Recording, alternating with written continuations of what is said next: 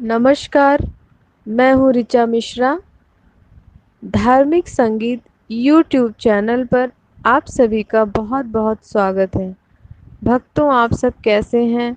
आप सब अच्छे ही होंगे।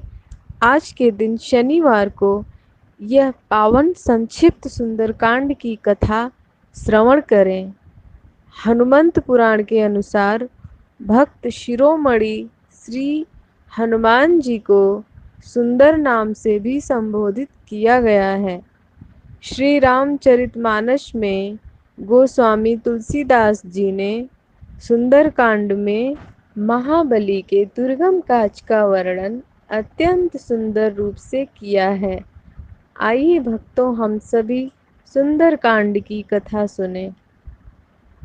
बोलो प्रभु श्री रामचंद्र की जय। पवन पुत्र हनुमान की जय। जब जामवंत जी ने सुंदर वचन बोले तब हनुमान जी के हृदय को भाए और वो बोले कि आप लोग दुख सह के कंद मूल खा के मेरे लौटने की प्रतीक्षा करें। मैं सीता माता को खोज करके शीघ्र लौटूंगा। फिर सबको प्रणाम करके हृदय में राम जी का नाम लेकर वो चल पड़े। देवताओं में हनुमान जी को जाते हुए देखा और उनकी बल बुद्धि की परीक्षा लेने के लिए उन्होंने सर्पों की माता सुरसा को भेजा। फिर सुरसा ने समुद्र में 4 योजना तक मुंह फैलाया। फिर हनुमान जी ने अपना शरीर 4 गुना उससे ज़्यादा बढ़ा लिया। जैसे जैसे सुरसा अपने मुख का विस्तार करती, हनुमान जी अपना आकार उससे 2 गुना कर लेते। फिर सुरसा ने अपना मुख 100 योजन का कर लिए। फिर हनुमान जी अत्यंत लघु रूप धारण किया और उनके मुख में घुस गए और तुरंत बाहर निकल आए और फिर शीश झुका के विदा मांगे। सुरसा ने कहा कि तुम परम बुद्धिमान हो, ये भेद मैं जान चुकी हूँ, इसीलिए देवताओं ने मुझे भेजा था। तुम श्री राम जी के कार्य में अवश्य सफल होगे, क्योंकि तुम बल बुद्धि के सागर हो। और ये आशीर्वाद देके वो चली गई।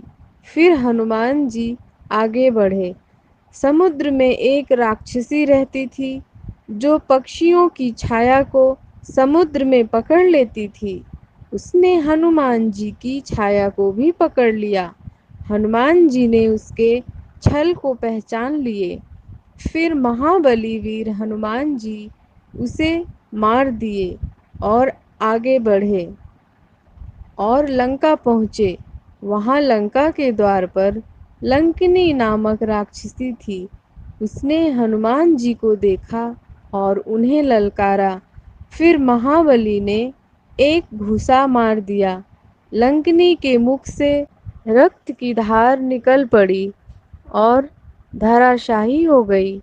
फिर वो लड़खड़ाती हुई डर के मारे कांपती हुई उठी और बोली, जब रावण को ब्रह्मदेव ने वरदान दिया था, तब वे जाते जाते मुझसे बोले, जब तू किसी वानर के मारने से धराशायी होगी, उस दिन से राक्षसों का विनाश होना शुरू हो जाएगा। हे तात, मेरे पुण्य फल के कारण ही रघुनाथ के दूत को नेत्रों से देख पाई।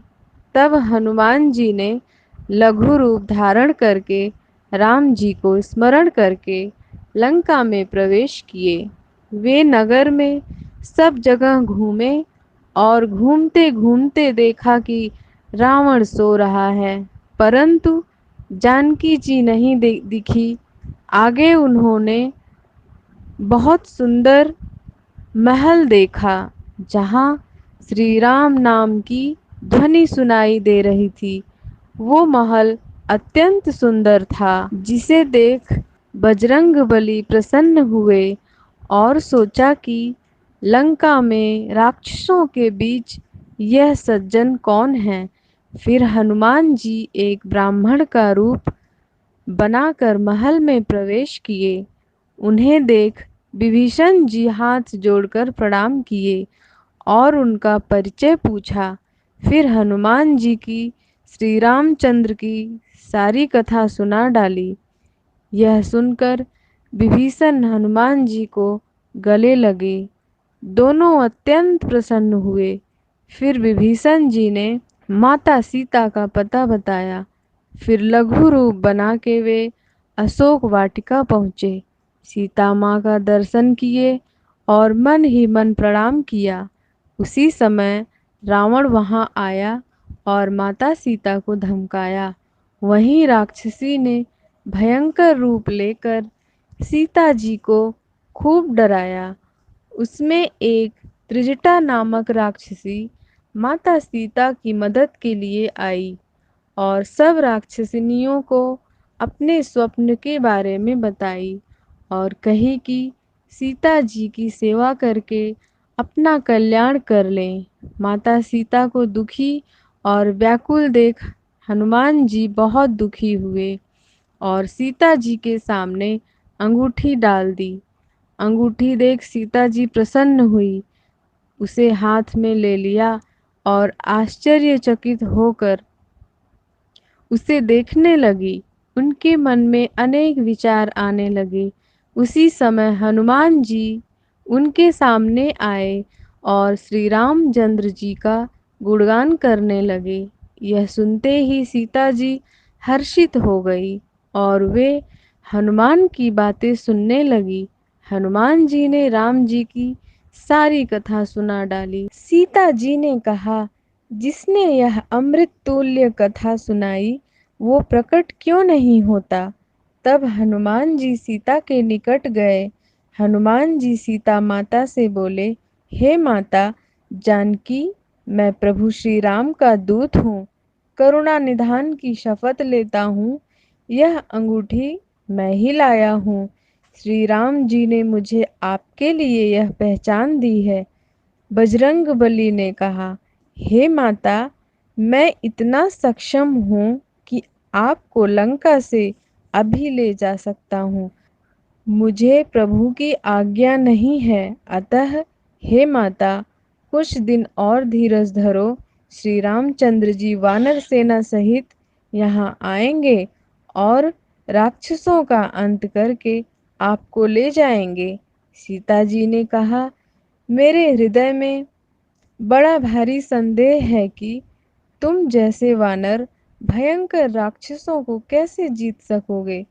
तब हनुमान जी ने अपना शरीर प्रकट कर लिया। सुमेरु पर्वत के समान अत्यंत विशाल शरीर प्रकट किया, जो युद्ध में राक्षसों के हृदय में भय डर उत्पन्न करने वाला अत्यंत बलवान और वीर था। तब उसे देखकर सीता जी को विश्वास हुआ। तब हनुमान जी ने फिर लघु रूप धारण किया। सीता मैया ने कहा, तुम बल और बुद्धि के निधान हो। तुम बुढ़ापे से रहित अमर और गुणों की खान हो। श्री रघुनाथ जी तुम पर बहुत कृपा करें। फिर हनुमान जी सीता जी के सामने प्रणाम करके वहां से चल दिए और बाग में चले गए। वहां पर फल खाए और वृक्षों को तोड़ने और उखाड़ने लगे।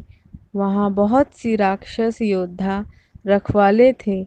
उनमें से कुछ को बजरंगबली ने मार दिया और कुछ जान बचाकर भाग के रावण से पुकार की गुहार लगाई और कहा रावण से कि हे स्वामी, एक बड़ा भारी विशाल वानर आया है और अशोक वाटिका को तहस नहस कर दिया है और पूरी वाटिका उजाड़ डाली। यह सुन राक्षस राज रावण ने बहुत से वीर योद्धा राक्षसों को उस वाटिका में भेजा।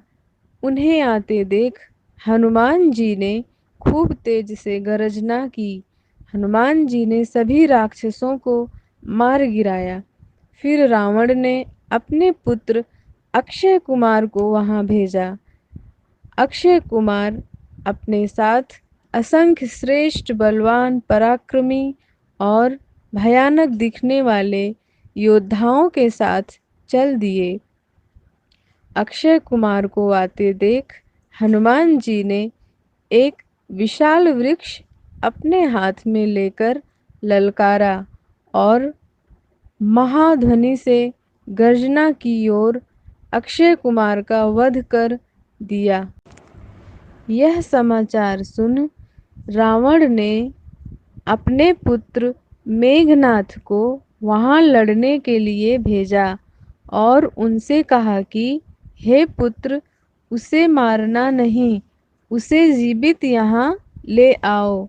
फिर मेघनाथ और हनुमान जी के बीच बड़ा भयंकर युद्ध हुआ।